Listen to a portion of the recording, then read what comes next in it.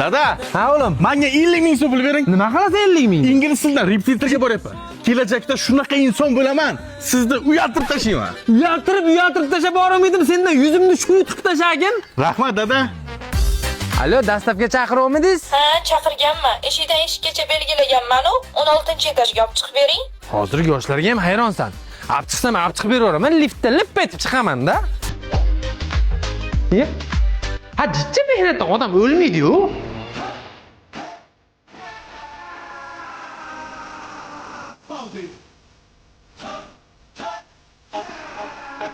Buncha kech qolib ketdingiz, necha pul bo'ldi?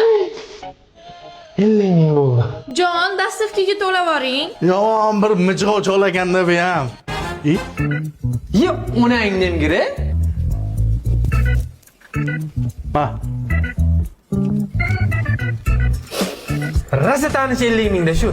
Sinim, bolalarni baqaman deb itday qiynalib ketdim. Bir piyola suvingdan ber, qani? Ketdik. Mana suvingiz. Aytdim, kursdan uyga toliqib borasan deb. Ingliz tili nechinchi yil? Sinim, baxtsizga kim bo'ladi baq? Bular mani dostoyniy yigitim bo'ladilar. Kuniga $100 dan choq rasxod qiladilar. Voy o'zimni jonim. Ha, o'zini joni. Nechta so'z yodlayapsiz?